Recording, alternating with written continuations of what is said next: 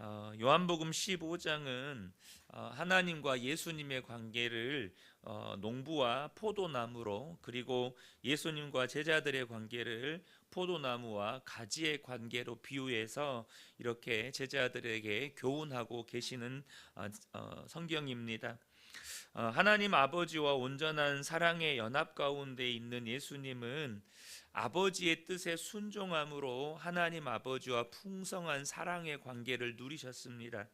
이것은 참 포도나무이신 예수님과 그 포도나무에 접붙여진 가지인 우리의 관계를 그대로 보여줍니다. 그래서 우리가 예수님과 친밀한 사랑의 관계를 누리는 방법은 뭐냐? 예수님을 통해서 우리에게 나타난 하나님의 뜻에 온전히 순종함으로 예수님과의 친밀한 사랑의 관계를 누리게 된다는 것입니다. 저와 여러분이 이 영적인 원리를 절대 놓치시면 안 됩니다. 그래서 예수님께서 뭐라고 말씀하십니까? 나의 계명을 지키는 자라야 나를 사랑하는 자다라고 말씀하신 거예요. 많은 분들이 정말로 예수를 믿으면서 영적인 충만함, 또 그 예수 그리스도 안에서 주시는 은혜의 충만함과 기쁨을 누리기를 원하십니다. 그런데 실제적으로 삶을 살아가 보면 영적인 곤고함과 메마름이 있음을 우리가 경험합니다. 여러분 어떻습니까? 분명히 우리 마음 가운데 예수님을 믿고 그 예수님 안에 있는 은혜의 풍성함을 누리기를 원해요. 그것들이 우리가 좀 다양한 표현들로 표현합니다. 성령 충만함을 누리고 싶다, 혹은 내가 말씀의 은혜를 충만하게 누리고 싶다, 기쁨이 충만해졌으면 좋겠다. 표현들은 조금 다를 수 있는데 결국은 오늘 본문에서 표현을 그대로 빌리면 정말로 포도나무이신 예수님께서 농부이신 하나님과의 그 사랑의 관계를 어디에서 누렸냐? 아버지의 뜻에 순종함으로 아버지와 온전히 연합하여서 그 사랑의 풍성함을 누렸습니다. 이것은 예수님과 우리의 관계를 그대로 보여주는 거예요. 저와 여러분이 정말로 은혜의 풍성함을 누리기 원하고 성령의 충만함을 누리기 원하고 신앙생활함에 있어서 기쁨의 충만함을 누리기 원한다면 저와 여러분이 하나님의 말씀에 순종함으로 예수님과 온전히 연합하여 있어야 한다는 것입니다. 그래야 여러분 우리 안에 기쁨이 회복됩니다. 은혜가 회복이 돼요. 영적인 메마름은 어디에서 오느냐? 주님과의 관계의 단절에서 옵니다. 이것을 절대 놓치시면 안 돼요. 가지인 우리가 포도나무이신 주님과의 관계가 떨어지면 그 즉시 우리에게는 영적인 메마름이 와요. 그러므로 저와 여러분이 정말로 주님 주신 계명에 순종함으로 예수님과의 사랑의 관계 안에 거할 때 기쁨을 충만하게 누릴 뿐만 아니라 풍성한 열매를 맺게 된다는 사실을 저와 여러분이 꼭 기억하셔야 한다는 것입니다. 그런데 이러한 예수님과 제자들의 관계가 이제는 오늘 본문을 보면 제자들과 세상의 관계로 확장이 됩니다. 본문에서 예수님은 제자들이 세상으로부터 미움받을 것을 예고하십니다. 그 이유가 뭐냐면 제자들이 예수님께 속했기 때문이라는 거예요. 19절을 보면 너희가 세상에 속하였으면 세상이 자기의 것을 사랑할 것이나 너희는 세상에 속한 자가 아니요 도리어 내가 너희를 세상에서 택하였기 때문에 세상이 너희를 미워하느니라. 그러니까 제자들이 세상에 속했다면 세상으로부터 사랑받을 것인데 예수님께 속했기 때문에 세상으로부터 미움받는다는 거예요. 먼저 이 구절은 우리가 정말로 예수님의 제자인가 아닌가를 분명하게 알게 해주는 어떤 하나의 표징을 보여줍니다. 그것은 나는 세상으로부터 미움받는 사람인가 사랑받는 사람인가 하는 것입니다. 여러분, 제자는요 세상으로부터 미움받는 사람입니다. 세상으로부터 사랑받는 사람이 아니에요. 그러므로 여러분, 세상의 방식이 뭐죠? 세상의 방식은 세상으로부터 사랑받기를 추구해요. 그것을 대표적으로 보여주는 직업군들이 있죠. 예를 들면 우리 흔히 공인이라고 말하는 뭐 연예인이라든지 뭐 정치인이라든지 끊임없이 세상으로부터 표를 얻기 위해, 세상으로부터 박수갈채를 받기 위해서 그렇게 살아갑니다. 그러니까 세상에 인기를 얻지 못하면 정치인도 생명이 끝나고 연예인도 생명이 끝나는 거예요. 그런데 여러분, 예수님의 제자는 그렇게 세상으로부터 사랑받는 존재들이 아니고 미움받는 존재라는 거예요. 이유는 뭐죠? 예수님께 속했기 때문에, 예수님을 따라 살아가기 때문입니다. 예수님을 따라간다는 말이 무슨 뜻입니까? 세상 사람들과 가치관이 다르고 삶의 목표가 다르고 삶의 방식이 달라요. 문제는 이렇게 다른 가치관과 목표와 삶의 방식은, 이러한 삶의 방식은 늘 세상과 충돌이 일어난다는 것입니다. 세상과 목표도 다르고 방식도 다르고 가치관도 다르기 때문에 충돌이 일어나요. 그런데 더 근본적인 이유가 있습니다. 우리는 예수님이 왕이에요. 우린 예수님이 왕이에요. 그런데 세상은 사탄이 왕이에요. 마귀가 왕이라는 것입니다. 그러니까 우리가 세상에 살아가면 여러분, 이 통치권의 충돌이 일어납니다. 우리를 다스리신 예수님과 세상을 다스리는 세상의 왕, 세상의 임금 마귀와의 이 통치권의 충돌이 일어나요. 그러니 거기에서는 반드시 충돌이 일어나기 때문에 예수님께 속한 우리는 세상으로부터 미움받을 수밖에 없다는 것입니다. 여러분, 내가 예수님께 속한 제자라면 세상으로부터 미움받을 것을 당연히 여길 수 있고, 때로는 예수님의 제자들처럼 기뻐하며 하나님께 영광 돌릴 수 있어야 한다는 것이죠.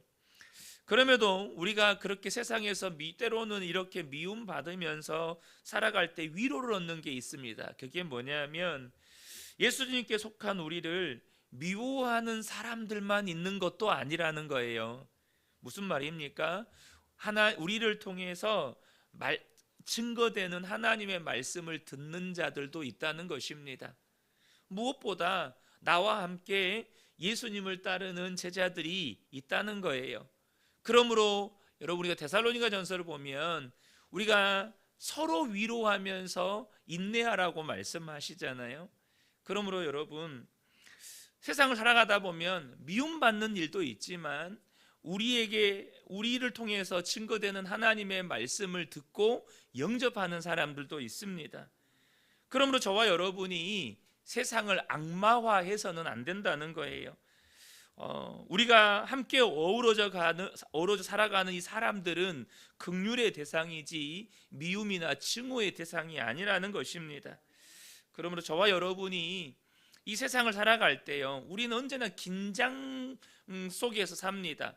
박해와 또 우리를 통해서 증거되어지는 복음을 영접하는 이러한 상황 속에서, 이 영적 긴장 속에서 살아가는 것이죠.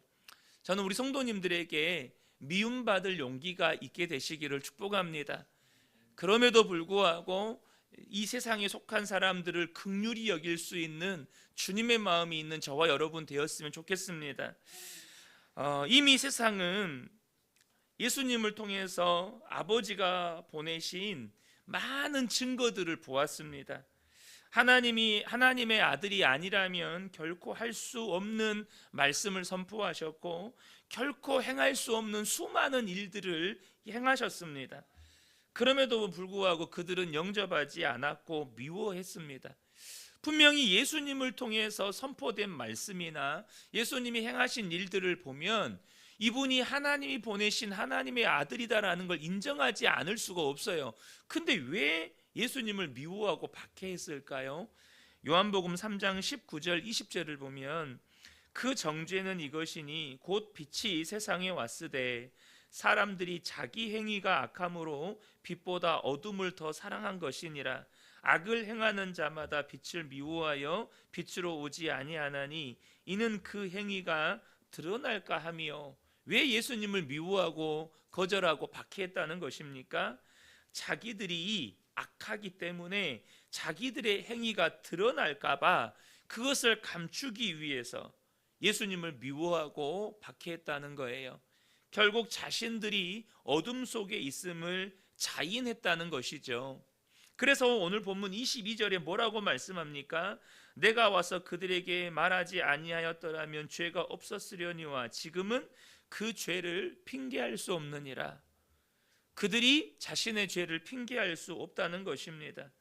예수님을 미워하는 것은 예수님을 보내신 아버지를 미워하는 것이요, 그들이 죄와 어둠 가운데 있다는 것을 자인하는 것이기 때문에 결국 하나님의 정죄와 심판을 피할 수 없게 됩니다.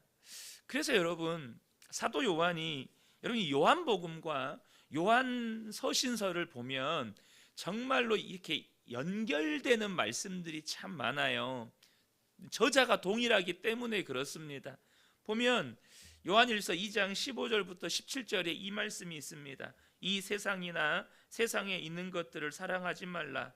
누구든지 세상을 사랑하면 아버지의 사랑이 그 안에 있지 아니하니 이는 세상에 있는 모든 것이 육신의 정욕과 안목의 정욕과 이생의 자랑이니 다 아버지께로부터 온 것이 아니요 세상으로부터 온 것이라. 이 세상도 정욕도 지나가되 오직 하나님의 뜻을 행하는 자는 영원히 거하느니라.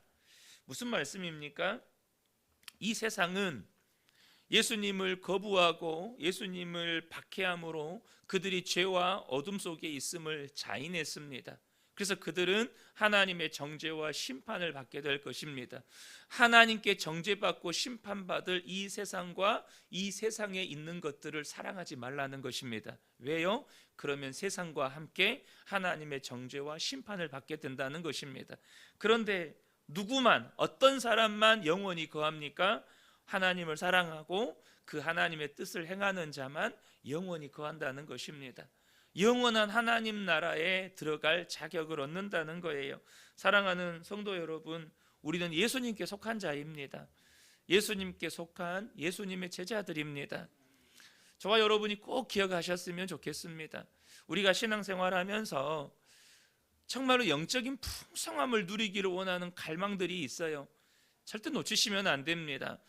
우리가 영적인 이 풍성함을 누릴 수 있는 비결은 예수님과의 그 친밀한 사랑의 관계 안에서 우리가 정말로 그 기쁨과 평강을 누리는 비결은 예수님이 아버지의 뜻에 순복함으로 말미암아 하나님 아버지와 친밀한 사랑을 누렸던 것처럼 우리도 예수님을 따라 예수님의 말씀에 순종함으로 친밀한 사랑을 누리며 사는 것입니다.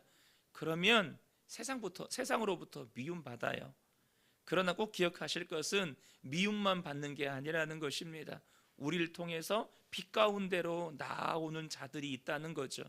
그러므로 저와 여러분이 이 땅을 살아가면서 오직 하나님의 뜻을 행하다가 때로는 미움도 받고 때로는 나를 통해서 주님께로 나아오는 한 영혼을 얻고 그래서 영원한 하나님의 나라에 거하는 저와 여러분 되시기를 예수님의 이름으로 축복합니다.